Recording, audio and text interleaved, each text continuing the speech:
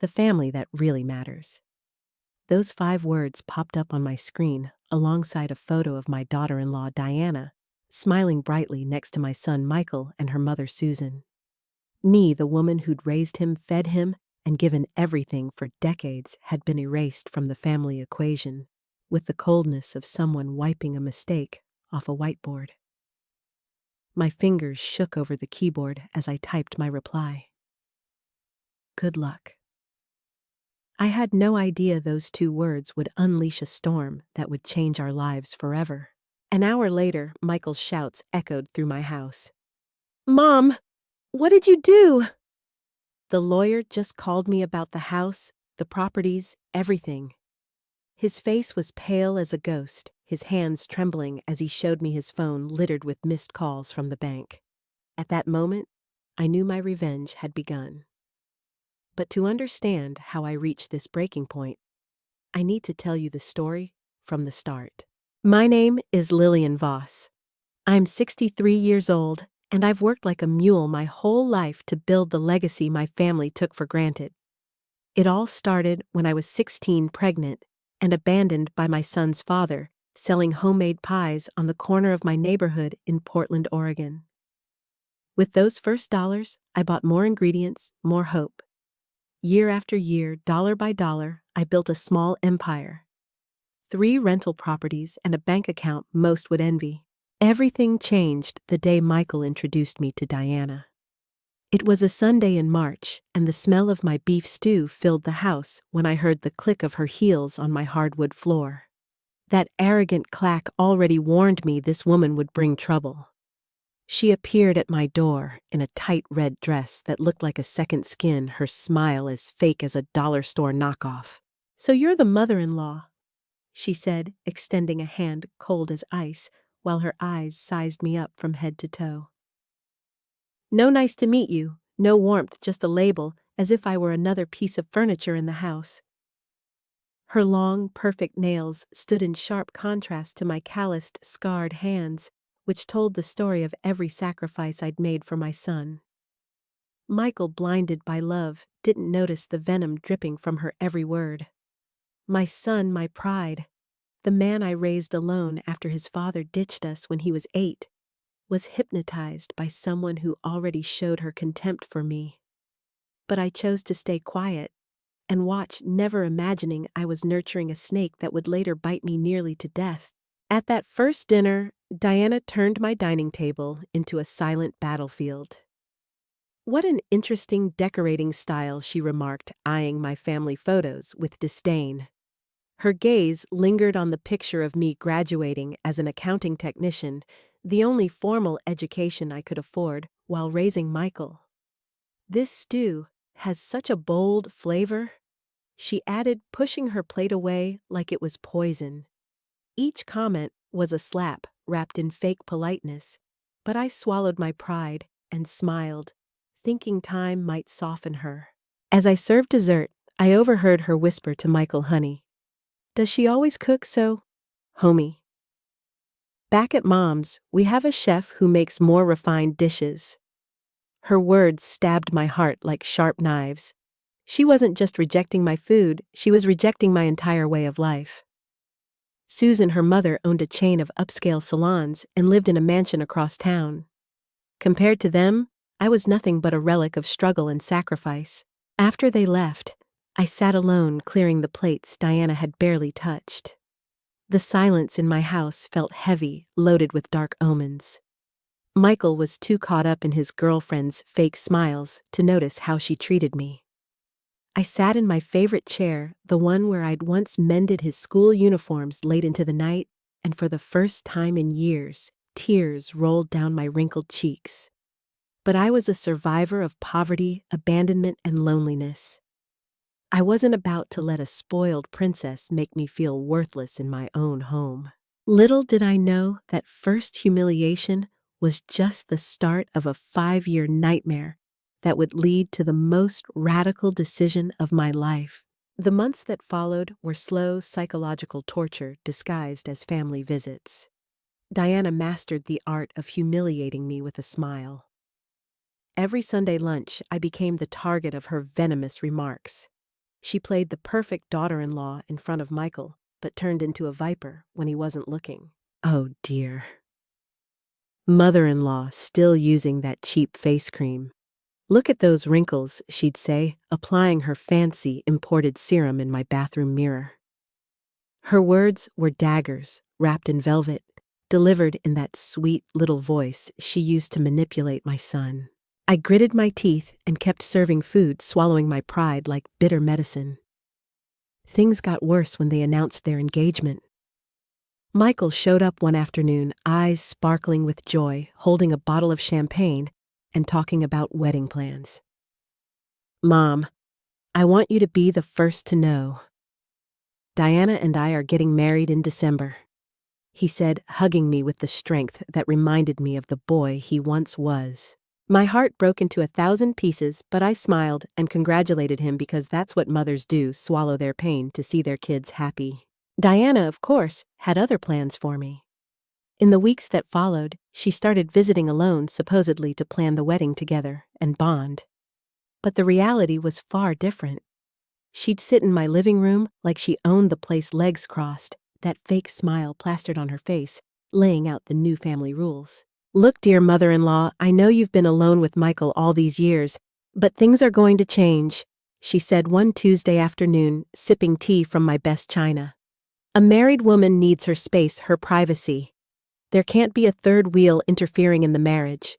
The way she said third wheel made my blood run cold. During the wedding planning, Diana made sure I felt like an outsider in the most important moments. When we went dress shopping, she parked me in a corner while she and Susan made all the decisions. "This is a mother-daughter tradition," Susan said with a condescending smile. "I'm sure you understand." The biggest humiliation came when we toured the wedding venue. Michael had invited me, but when we arrived, Diana feigned surprise. "Oh, honey, I didn't know you invited your mom. We'd agreed it'd just be the three of us," she said, gesturing to herself and Susan. "But she can come along, though she won't have a say since we've already decided everything." I became a silent spectator at my own son's wedding. On the big day, Diana ensured I appeared in as few photos as possible. Every time the photographer approached, she'd find an excuse to send me away. "Dear mother-in-law, could you check if the guests have enough water? Details are so important." I obeyed like a hired hand, while Susan took my place in all the key family photos. After the honeymoon, the couple moved into an apartment I'd helped finance. Michael had come to me in tears, explaining his tech job salary wasn't enough for the down payment. "Mom, you know I'll pay back every cent. I just need a loan of $1,000. How could I say no to helping my only son start his new life? But visits to their home turned into weekly torture sessions. Diana had decorated the apartment in a sleek modern style that clashed with my traditional tastes. "Careful sitting on that couch, dear mother-in-law. It's imported and delicate. We wouldn't want it stained or broken," she'd say every time I visited. She treated me like a clumsy intruder in the home I'd helped pay for. During family dinners, Diana perfected the art of making me invisible. She'd talk only to Michael about things I knew nothing about: fancy restaurants, artsy films, trips they planned. When I tried to join the conversation, she'd look at me with pity. "Oh yes, dear mother-in-law, but you wouldn't know that place? It's pretty exclusive." Her words were subtle slaps that Michael never noticed. The final straw came when Diana started influencing Michael's financial decisions. One day, he showed up at my house with a proposal that chilled me to the bone. "Mom, Diana and I have been thinking. You're getting older, and we need financial security for the future. What if you put the properties in my name? That way, if anything happens to you, there won't be any legal issues." It was Michael's voice, but Diana's words. That night, alone in my house, I realized I'd raised a stranger. I didn't sleep that night. I lay awake, listening to the refrigerator hum and the branches scratch the window like a nail dragging over glass. I got up before sunrise, brewed coffee in the dented percolator I've had since Michael was a boy, and watched the steam curl into a room that suddenly felt foreign. I kept seeing his face when he'd asked for my signature, so earnest, so sure of himself, like a little boy dressed up in a suit he didn't know how to wear. I wanted to believe it was love speaking through him, not greed borrowed from someone else's mouth. But the pen in my hand had trembled because something inside me already knew I was signing away more than property. I was signing away respect, security, history. I was signing away my place at my own table. 2 weeks later, I saw the plan for what it was. Diana didn't try to hide her claws anymore. Without Michael around, she paraded them like jewelry. She'd lean on the kitchen counter with that practiced slouch and say things like, "You know, dear mother-in-law, at a certain age, it's best to simplify and imagine how peaceful you'd feel if you didn't have to keep up with all this." All this meant my home, my garden, my photographs, my name on the mailbox. I started writing everything down. Times, dates, exact words. I wrote on napkins on the backs of grocery lists, in the margins of cookbooks. A ledger of small humiliations became a stack of paper bound with a rubber band that used to hold asparagus. I looked at the pile and realized I was building a case without meaning to against a woman whose smile never touched her eyes, and a son who had forgotten how to look at his mother without flinching. The day I called Elias, my voice shook in a way I hated. "It's not just unkindness," I said. "It's strategy. She's planning me out of my own life." He didn't sound surprised. "Then we start with the papers you signed. Bring me everything you have, every signature, every date, every receipt. And Lillian document how she treats you. Details win cases." So I turned my apron into armor. A cheap digital recorder slid into the pocket where I used to keep peppermints for Michael when he was little.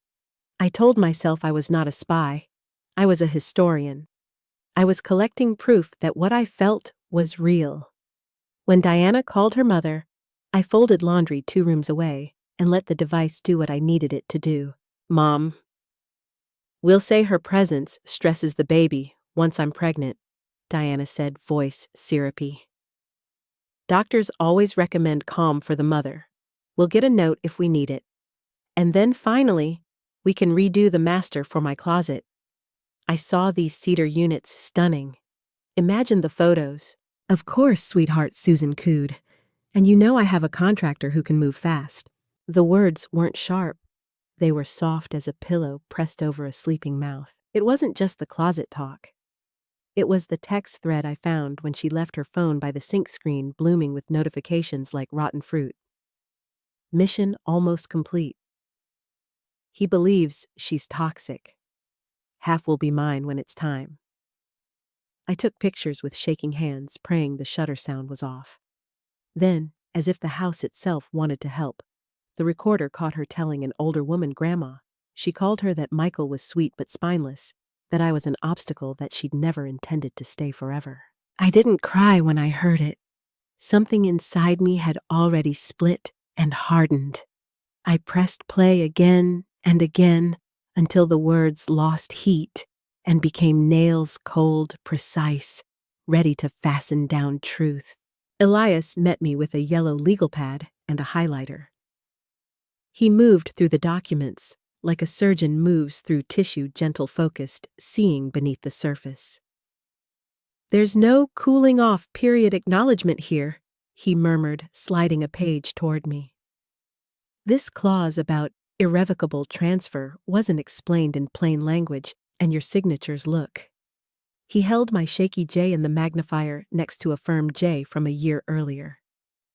"You sign like the tide, always the same pull." This one was written with a hand under pressure. "I was under pressure," I said. "From my own son." He put the magnifier down and looked at me in a way that cut open grief without salt. "Which is why a judge will listen." I started sleeping with the folder under my bed like a fireproof box. Every night, the hum of the refrigerator got louder. I got sharper. I stopped making stew on Sundays because memories clung to the steam and broke above the table. I started boiling eggs instead. Simple. Contained. Hard to ruin. October fell into November like a slow bruise. Diana's tone shifted from suggestion to decree. "Michael and I will need the downstairs bedroom soon," she said, flipping through a glossy catalog at my table like it was hers. "You can move your things upstairs. Susan says stairs are good for bone density at your age." I smiled. "I like my room where it is." Her smile split the way cheap paint does when the house breathes. "It won't be your room forever." The word forever has an echo. I swallowed it. Elias called the next morning. "We found more," he said, voice quick. "Loan applications using the properties as collateral." Diana's name appears as the authorized agent. There's an email thread with a broker reckless shameless. "Lillian, she's not careless. She's confident you won't fight." "Then she's not as smart as she thinks," I said. He exhaled, and I realized he'd been waiting to hear that. By December, the house held its breath. Michael, his pockets full of hope and denial, started spending more time at their apartment and less time with me. When he did come over, his eyes slid past mine to his phone, as if he were seeking permission to look elsewhere. Diana swept in and out with her mother, like a brisk wind that rustles things not nailed down. They smelled like salon hairspray and bergamot. I smelled like onions and coffee. You could chart class warfare with our scents alone. Then came the day with the photo. I was rinsing lettuce, the sound of water steady as a metronome, when my phone lit up on the counter. I wiped my hands and saw the notification. Diana's post a photo in my living room, my thrifted lamp in the background, my quilt folded over the sofa, and in the center, the trio heads tilted in that new family symmetry, Diana, Michael, and Susan. The caption was a smile with teeth. "The family that really matters." The word slid into me so cleanly I didn't bleed right away. Then the hurt came hot, dizzying, like standing up too fast. The phone buzzed again. "Nancy, my neighbor for 28 years. Lillian, I'm so sorry. Do you need me to come over?" Another buzz. "Can you believe her another?" What nerve posting that in your home? I stared at the photo until it blurred. Simple arithmetic, 3 in 1 out. My chest tightened. The lettuce turned bitter in my mouth. I didn't write a paragraph. I didn't write a plea. I typed 2 words, the cleanest incision I could make. "Good luck." I hit send, and in that instant, I felt something tilt inside me like a floor setting back onto its joists after a storm. I wasn't asking permission anymore. I wasn't waiting to be invited into my own life. It wasn't bravado. It was a lever. Elias had told me we needed a public trigger, something undeniable, something the court could point to and say, "Here. Here is the contempt. Here is the plan in daylight." Diana had handed it to me under soft lighting with a filter that smoothed her skin. I called Elias. "It's time." His answer came like a bell. "Then we pull every ripcord at once." Within an hour, papers that had sat in draft drawers burst into motion. Filings stamped, notices sent, injunctions prepared like soldiers. The bank flagged accounts tied to my deeds. The county clerk received petitions to void the transfers on grounds of duress and deception. A process server was dispatched like a hawk. And while the machinery of law whirred into life, the house around me seemed to hold perfectly still. At 2 o'clock, the first call hit Michael's phone. I heard his voice from the living room, already frayed. "Frozen." "What do you mean, frozen?" 10 minutes later, another call. "Irregularities." "But no, the contracts were—" A third call, firmer official. Elias informing him that until a judge decided the assets were legally restored to their original owner. To me. The silence that followed carried every year I had scrubbed stains from floors and hopes from my eyes. Diana's laughter, which had been ricocheting off walls all morning, died in the doorway, like a song forgotten mid-verse. She looked at Michael, then at her phone, then at me, as if the house had shifted, and she couldn't find a door out of the room she believed she owned. Michael barreled down the hall, panic tearing at his voice. Mom, what did you do? The lawyer, the bank, they're saying. He stopped, air snagging in his chest, the boy in him clawing through the man's mask. Please, tell me what's going on. I gestured toward the couch with the same hand that had once guided him to time out when he threw tantrums. Sit, I said, my voice steady in a way I had prayed it would be. It's time you hear the truth you didn't want to see. I had the folder ready. The photos, the transcripts, the bank statements with numbers like small explosions. I handed him the first page, the screenshot where Diana typed, "Baby will need peace. The old lady stresses me out. We'll get a note." I watched his mouth move as he read, silent, as if words were an unfamiliar shape inside him. Then I pressed play on the recording, where she said he was putty, where she called me an obstacle, where she promised her grandmother a divorce after the split carried her half to a new life. His shoulders folded like a closing book. "Diana," he asked, without looking at her, and the single word held too many to count. "Did you? Could you? How did I not see? What am I to you? What am I now?" She opened her mouth, but for once there was no performance ready, no monologue that could sway a verdict already forming in the room. Rage made her clumsy.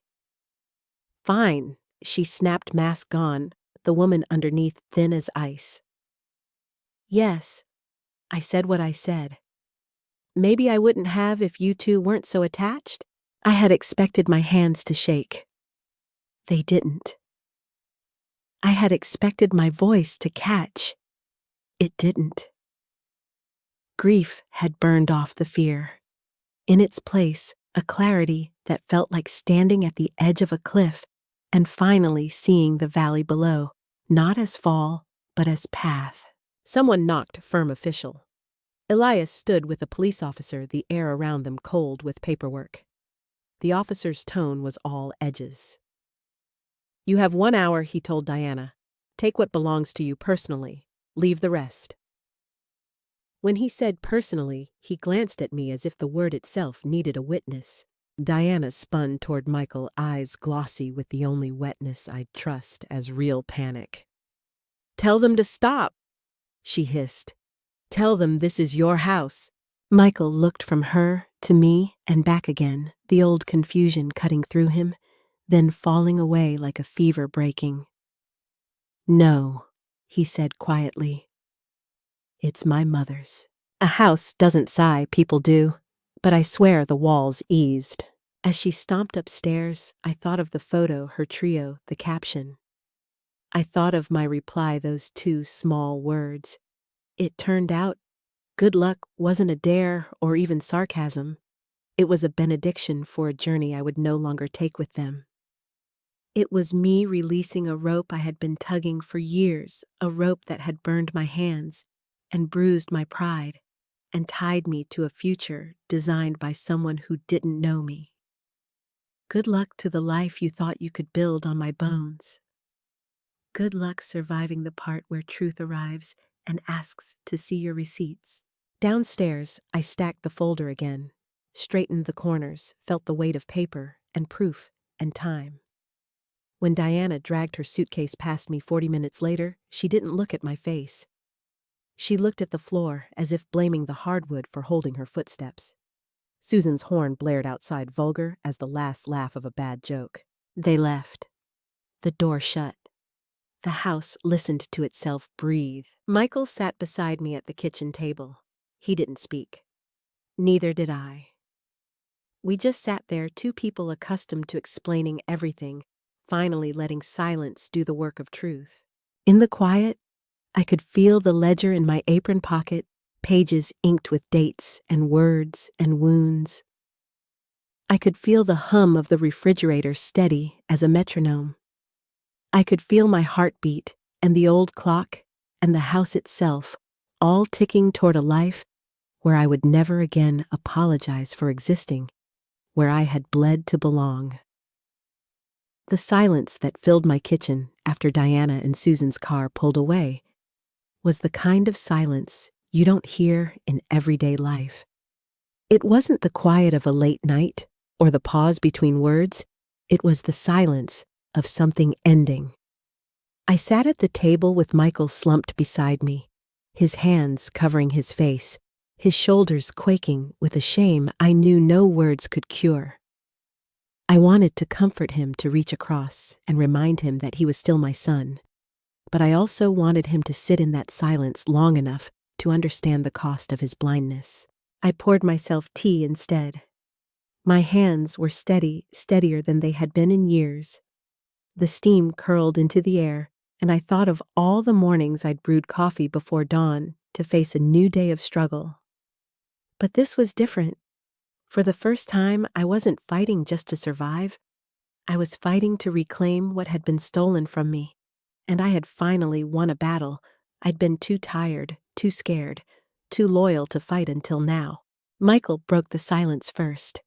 His voice was cracked hoarse. "Mom, how could I not see it? How could I let her?" He trailed off, shaking his head like he was trying to rattle the memories loose. "I thought she loved me." I sipped my tea before answering. "She loved what you could give her. There's a difference, Michael. And sometimes that difference is all that matters." He dropped his hands from his face and looked at me, eyes swollen and wet, the same eyes that once begged me for another story before bed. "I don't deserve your forgiveness." I set my cup down gently. "Forgiveness isn't something you deserve, son. It's something you earn day by day through the choices you make from here on out. What matters is not what you failed to see. What matters is what you do now that you've seen the truth." The next weeks blurred with lawyers, paperwork, and court hearings. Elias was relentless. He built the case like an iron cage around Diana and Susan, piece by piece, until even their most expensive attorneys couldn't squeeze through the bars. The fraudulent transfers were voided. My properties returned to my name. The loans Diana had taken out against my estate backfired, turning into debts she could no longer escape. Every judge who saw the evidence frowned the same way at the brazenness, the cruelty, the arrogance of trying to erase a mother who had given everything. Diana showed up to hearings in designer suits she could no longer afford, her hair done like armor, her smile brittle. She played the role of the wronged wife, claiming I was manipulative, jealous, bitter. But the recordings told a different story. The texts painted a different truth. Her voice dripping with disdain as she plotted my removal filled the courtroom, until even she flinched at the sound of it. The mask cracked, then crumbled. By the final hearing, her voice shook when she spoke, and even Susan, always so smug, so certain, avoided meeting anyone's eyes. But the courtroom victory wasn't the moment that stays burned in my memory. That moment came one evening, weeks later, when Michael came into the kitchen while I was chopping onions for stew. He leaned against the doorway, watching me quietly. Then he said, "Mom, do you remember when I was 10 and I asked if we could plant roses by the fence? You said we couldn't afford the plants yet, so we put tomato vines there instead." I laughed softly, blinking through onion tears. "Yes, I remember. You were so mad at me. You wanted roses, not tomatoes." He smiled, but it was sad. Diana always wanted roses, and I thought giving her roses would make her happy, but no matter how many I bought, it wasn't enough. I think I forgot that tomatoes fed us. Roses only looked good. His voice cracked on the last word. "You gave me tomatoes when we were starving, and I chose roses that only cut me." I set the knife down and looked at him, my heart breaking all over again, but this time not from betrayal. From the sight of a man realizing the truth too late, but realizing it nonetheless. "Michael," I said softly, "roses and tomatoes both have their place. But you can't eat roses. And you can't build a family on someone who only wants to be admired." He nodded, tears spilling down his cheeks, and for the first time in years, I held him. Not the man who had betrayed me, not the husband who had chosen the wrong woman, but my son, my boy, the child I had raised through storms and hunger, and nights when I didn't know if I'd make it to morning. The world outside moved on quickly. Neighbors whispered, some offering pity, others admiration. "You're stronger than anyone I know," Nancy told me one afternoon as we folded laundry together. I smiled, but strength was never my goal. I hadn't wanted to be strong. I had wanted to be loved. But strength had been the only way to survive. Diana tried to strike back, of course. She filed appeals. She posted online about toxic mothers-in-law who destroy marriages. But every lie she spun unraveled against the evidence. She grew smaller in the eyes of the world, her influence shriveling like a vine cut from its root. Susan, too, began to fade. The salons lost clients, business partners walked away, and her once polished arrogance soured into bitterness. They had built their lives on image, and when the mirror cracked, there was nothing underneath. Michael stayed with me through the divorce proceedings. At first, guilt kept him rooted to the house, but slowly it became something else. One evening, as we sat on the porch watching the sun bleed into the horizon, he said quietly, "I don't know if I'll ever forgive myself for choosing her over you." I looked at him, the boy who had once cried over scraped knees, the man who had once asked me to sign away my life, the son who was trying now to put the pieces back together. "Maybe you don't need to forgive yourself yet," I told him. "Maybe you just need to live differently from now on." He nodded, and for the first time in years I believed him. The storm had passed, but its scars remained etched in papers and memories in the empty chair at my dining table. Yet when I walked through my home now, I felt peace instead of dread. The air was lighter. The walls held warmth instead of venom. And in the garden, the roses bloomed again, but beside them grew tomatoes, red, hearty, nourishing. A reminder of what sustains us, of what truly matters when the storms come. Months slipped by, and with them came small mercies I had almost forgotten were possible. My mornings no longer began with dread, but with the warmth of sunlight spilling across my kitchen floor. I made coffee without hearing criticism about its cheap brand. I cooked my own meals without bracing for someone to sneer about the smell. The air in the house was different now, lighter, freer. And yet beneath that freedom, the weight of betrayal still pressed on my chest, like a stone I couldn't quite move. Michael was trying. I could see it in everything he did. He patched the leaky roof with his own 2 hands, replaced the cracked tiles in the bathroom Diana had mocked, and even painted the fence out back. But it wasn't the chores that mattered. It was the way he looked at me now. He looked like a man desperate to atone a son waking up to the devastation he'd ignored for far too long. One evening, as we sat together in the garden pulling weeds, he said quietly, "Mom, do you think I'll ever stop feeling like a fool?" I brushed dirt from my palms and looked at him, the man who had once been the boy clinging to my skirts in crowded markets. "You will," I said, "not because you'll forget, but because you'll learn. Being a fool once doesn't make you one forever. It makes you human." He nodded, but I saw the doubt still lingering in his eyes. Diana's shadow hadn't completely left him yet. Meanwhile, Diana herself had not gone quietly. She hired expensive lawyers, filing suit after suit, each one more desperate than the last. She claimed psychological abuse, defamation, unfair distribution of assets. Her arguments fell apart under the weight of evidence, but each time another letter arrived in the mail, I felt my hands tremble with a mix of anger and exhaustion. Elias, my lawyer, reassured me. "This is the last gasp of a drowning woman," he said, flipping through her filings with the calm of a surgeon reviewing X-rays. Her case is weak. But expect noise. People like her don't disappear quietly. Noise was an understatement. On social media, Diana played the victim with breathtaking audacity. She posted old photos of her and Michael smiling at parties, captioning them with words like, "Some mothers can't let go. They'd rather destroy love than see their children happy." Her friends littered the comments with broken heart emojis and words of comfort. But the truth, stubborn and steady, began to seep out. Neighbors who'd seen her cruelty firsthand spoke up. Nancy, my lifelong friend, left a comment that cut sharper than any knife. "Funny how you call it love when I watched you treat Lillian like a maid in her own home." Others followed suit, people from the community who knew me, who remembered the pies I sold at 16, the way I worked 3 jobs to give my son an education.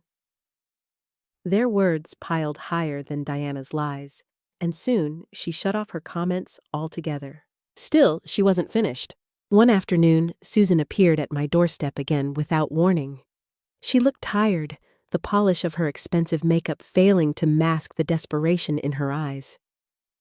"Lillian," she began, her voice clipped, but brittle, "this needs to end. The lawyers, the gossip, the humiliation, it's hurting everyone." I folded my arms and leaned against the doorframe. "Everyone? Or just your daughter?" Her jaw tightened. "You think you've won, but dragging this out doesn't make you noble. It makes you bitter. My daughter may have made mistakes." Mistakes, I cut in, my voice steady but sharp. "A mistake is burning a stew. A mistake is forgetting a birthday. What your daughter did was deliberate.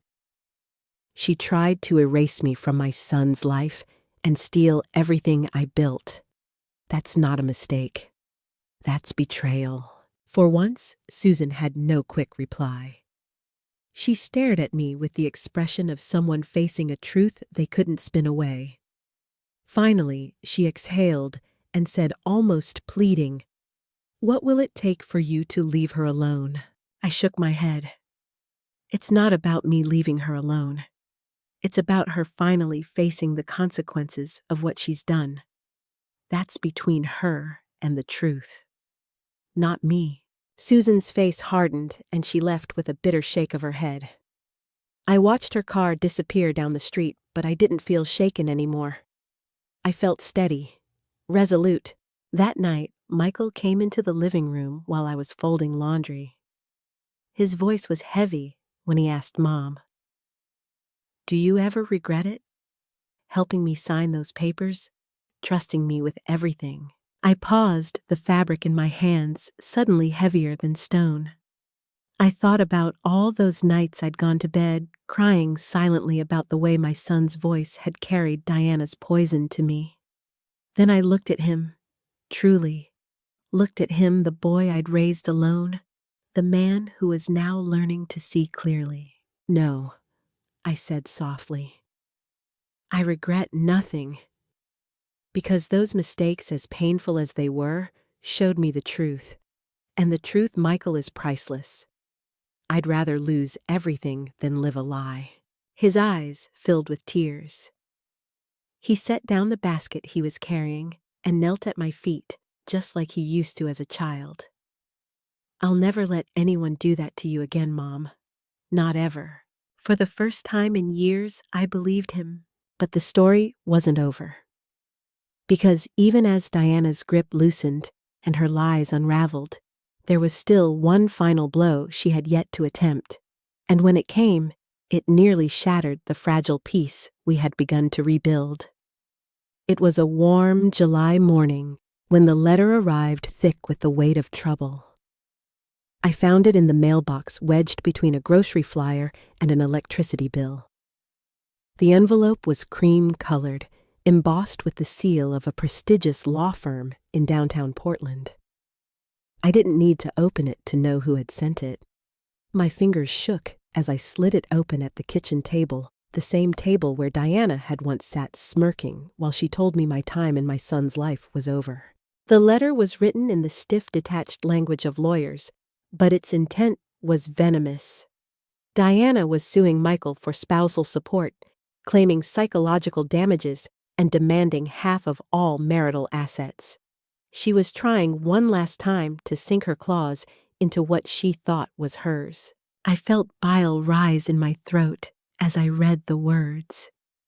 Not because I feared losing what I had reclaimed. Elias had made sure our case was airtight, but because it was yet another attempt to wound, to drag us back into her chaos. Even in defeat, she couldn't resist trying to salt the earth. Michael found me staring at the letter, my hands trembling on the page. He grabbed it, scanned it quickly, then sank into a chair like his legs could no longer hold him. "She won't stop," he whispered, his voice cracked with despair. "Mom, she'll never stop until she ruins me completely." I placed my hand over his, steady and firm. "No, son, she's already ruined herself. This is noise, desperate noise." That afternoon, Elias came over. He read the letter with his usual calm, then set it down with a decisive thud. "Her case is weak," he said. "She's asking for spousal support, but given the fraudulent circumstances of her marriage, she'll be lucky to walk away without criminal charges. This is nothing more than a performance for the courts for her pride for herself." Michael leaned forward, his face pale. "But what if the judge—" Elias cut him off. "Michael, you need to understand something. Judges see people like Diana all the time. They know the difference between real victims and manipulators.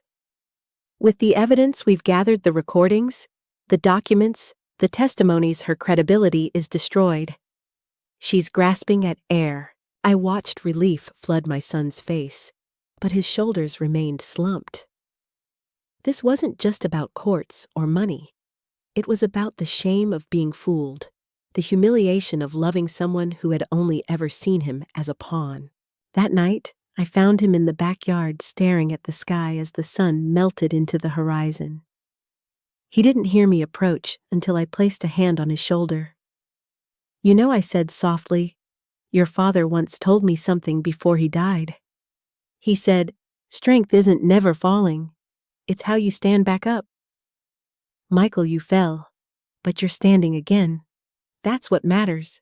He turned to me, tears glistening in his eyes. "But Mom, what if I never trust myself again? What if I can't tell the difference between love and lies?" I held his face in my hands, just as I had when he was a little boy. "Then you take it slow. You learn. You remember the scars, and you listen to the people who truly love you. Trust doesn't come back all at once. It comes piece by piece, and that's enough." Weeks passed, and the lawsuit crumbled almost as soon as it began. Elias dismantled Diana's arguments like a craftsman pulling apart a flimsy chair. The judge dismissed her claims with visible disdain, even ordering her to pay part of our legal fees. It was a public humiliation, the final nail in the coffin of her carefully curated image. News spread quickly. The salons Susan owned began losing clients as whispers of fraud and manipulation swirled through Portland's social circles. Diana tried to reinvent herself in another city, but her reputation followed her like a shadow. Every new venture failed. Every relationship fizzled under the weight of her past. And me? I was free. Free in a way I hadn't been since the day Michael first introduced me to her. My house was no longer a battlefield, but a sanctuary. My garden bloomed again, roses climbing the fence in defiance of the years they'd been neglected. I cooked dinners that smelled of home, and for the first time in years, laughter returned to my kitchen. One Sunday, Michael brought home someone new. Fiona, a school teacher with kind eyes and a smile that didn't hide daggers behind it. She shook my hand firmly, looked me in the eye and said, "Miss Voss, I've heard so much about you. Michael says your stew is the best in Oregon. I'd love to learn the recipe." Her words were simple, but they filled me with a warmth I hadn't felt in years. Respect. genuine respect. Later that evening, as I watched them laugh together over dessert, I realized something important. Diana's betrayal, as devastating as it had been, had given me something I might never have had otherwise: clarity. It forced me to draw boundaries, to reclaim my voice, to remember my worth. It reminded Michael of the value of family, not the family you pose for in photos, but the family who holds you when the cameras are gone. I'd thought revenge would feel like fire burning hot and fast, but it didn't. It felt like cool, steady water washing away the dirt until the truth stood bare. Still, late at night, I sometimes found myself staring at the ceiling, asking the questions that had no easy answers. Could things have been different if I had spoken up sooner? If I had pushed harder, shouted louder, refused to sign those cursed papers? Or was this the path we were meant to walk to, finally see each other clearly again? I don't know. Maybe I never will. But what I do know is this: they tried to erase me. And in the end, they erased themselves. A year passed before I realized I could breathe without waiting for the next blow. Seasons turned, and with each one, the house felt more mine. Spring brought the soft bloom of lilacs in the front yard. Summer, the smell of grilled food in the backyard. Autumn, the crunch of leaves underfoot. Winter was the hardest, with its long nights that reminded me of the darkness I'd endured. But even then, the glow of the fireplace felt like defiance against all that had been stolen and reclaimed. Michael slowly began to heal. At first, his guilt was like a constant companion shadowing his every word, every gesture. He apologized so often, I thought the word itself might lose its meaning. But gradually, he began to show remorse in actions, not just words. He repaired the broken gate Diana used to mock, replanted the roses she'd wanted to tear out, and even painted my old rocking chair because he remembered how much I loved it. One Sunday afternoon, we sat side by side on the porch. He sipped iced tea and finally said what I had been waiting years to hear. "Mom, I used to think family was about marriage, about the person you choose. But I see now, family is the people who never leave no matter how ugly it gets. That's you." His words cracked something open in me. Not just pride, but grief, the grief of years I had lost to silence and humiliation. Tears welled in my eyes, not because I was sad, but because at last he understood. Fiona became a steady presence soon after. She wasn't flashy or cunning. She didn't dominate rooms with false charm. Instead, she listened, she cared, and she treated me like a person, not an obstacle. She'd come over on weekends, rolling up her sleeves to help cook dinner or weed the garden.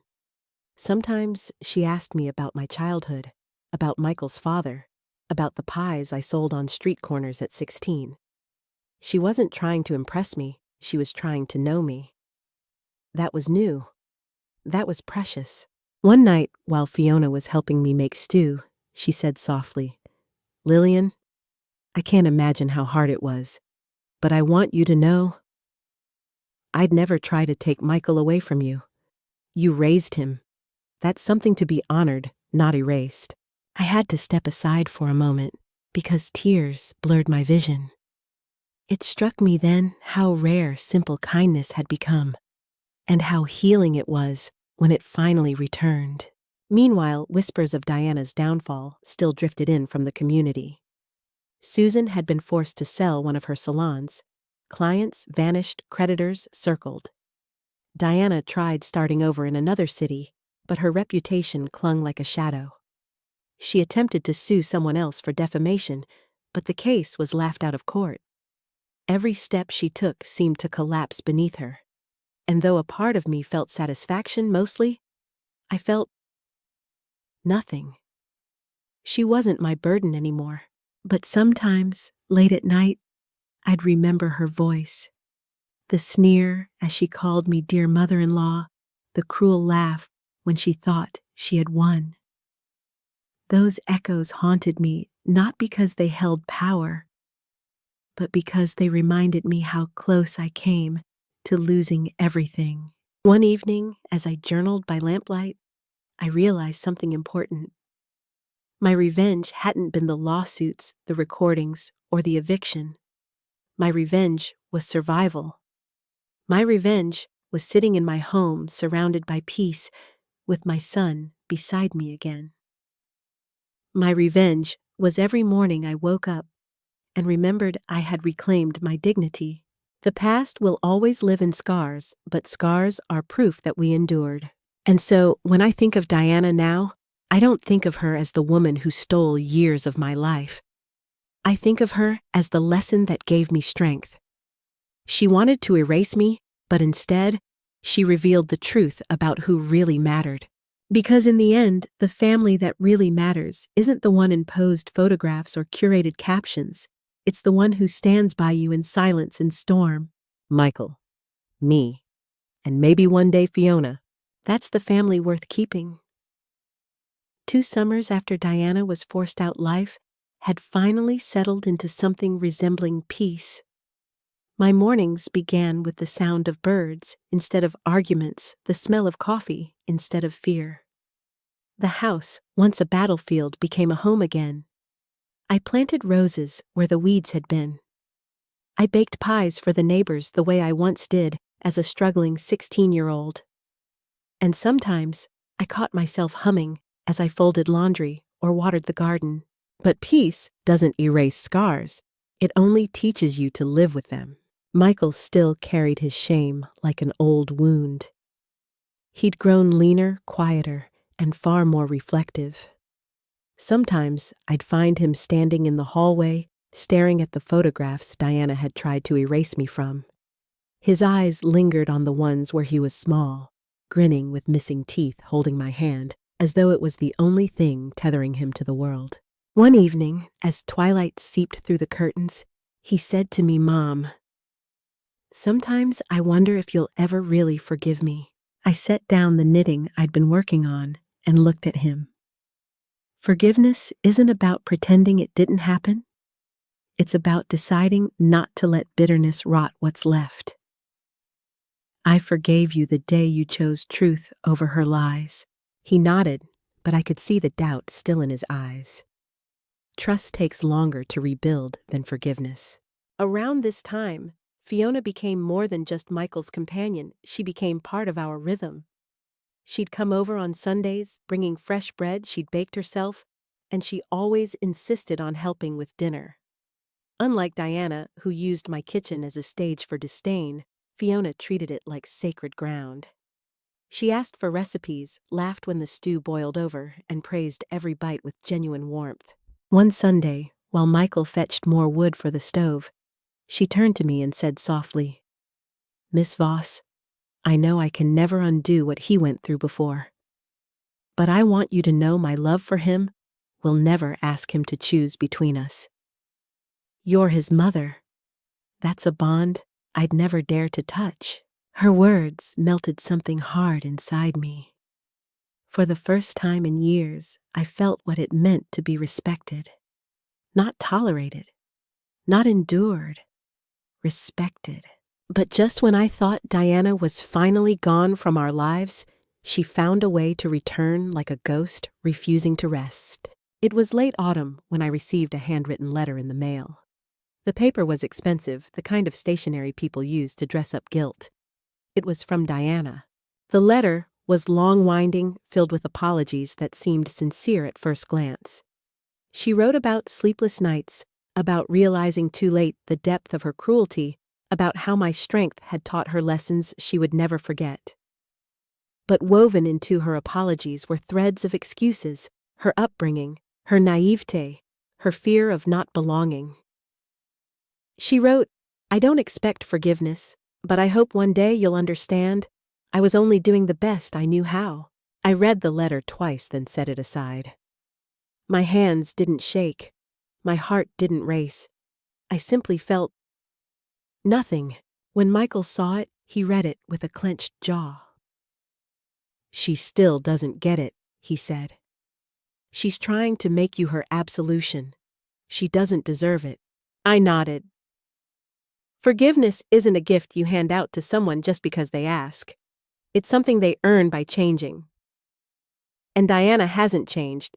She's just dressing her poison in prettier words. I never responded to her letter. Not because I was bitter, but because I finally understood some people need to live with the consequences of their choices without the comfort of absolution. My revenge had never been the legal victories or the eviction. My true revenge was sitting in my home, surrounded by roses. I planted myself with my son beside me again. My revenge was survival. My revenge was dignity. And most of all, my revenge was knowing she could never touch me again. Winter came again, and with it a strange quiet that no longer felt heavy, but whole. My house glowed with warmth, simmering pots on the stove, the scent of cinnamon drifting through the rooms, laughter echoing from the living room, where Michael and Fiona played a clumsy game of cards. For years, this house had been a prison of humiliation. Now, it was alive again. Michael was healing. Slowly, but surely. He no longer spoke of himself as a fool. Instead, he spoke of lessons of what he would never allow again. He started volunteering at a community center helping young men who'd grown up without fathers. I don't want anyone else to feel the way I did, he told me one evening, his eyes steady with resolve. That was when I realized the boy I raised, the boy I feared I had lost, had found his way back to me as a stronger man. Fiona, too, became part of our story. She was gentle but unyielding in her kindness. Unlike Diana, she didn't try to replace me or push me aside. Instead, she wove herself into our lives with humility, respecting what came before her. She'd sit with me in the garden asking about the first roses I planted, or stand beside me in the kitchen laughing when the stew bubbled too high. There was no poison in her words, no competition in her eyes, only respect. In me, I discovered a strength I hadn't known I possessed. I thought revenge would taste like fire, sharp and consuming, but in truth, it tasted like water, steady cleansing, restoring. It wasn't about watching Diana fall. It was about standing tall myself, about reclaiming my dignity, my home, and my bond with my son. Sometimes, late at night, I still thought of her. I thought of the sneer in her voice when she called me dear mother-in-law, of the way she posted that cruel photo with the caption, "The family that really matters." And then, I remembered the irony. Because in the end, she taught me the greatest lesson of all: family isn't about appearances. It isn't about who smiles brightest in a photograph or who boasts the loudest at a dinner table. Family is the one who stands with you when everyone else turns away. Family is scars healed together, silence endured together, victories celebrated together. For me, that family was Michael. And maybe in time, Fiona too. As I sit here now, journal open, pen in hand, I know the truth with a certainty that will never waver. They tried to erase me. They tried to humiliate me, to push me aside, to steal the life I bled to build. But they failed, because you cannot erase the love of a mother. You cannot erase the strength of a woman who has already walked through fire and lived. So if you're watching this, if you've ever been betrayed by the ones you loved most, I want you to remember this: you are stronger than you think. Your scars do not make you weak. They are proof that you survived. And survival is the sweetest revenge of all. If this story touched you, please like, share, and subscribe. Tell me in the comments about your own journey, your own scars, your own survival. Because together, we remind each other that even in betrayal, even in heartbreak, we can rise again.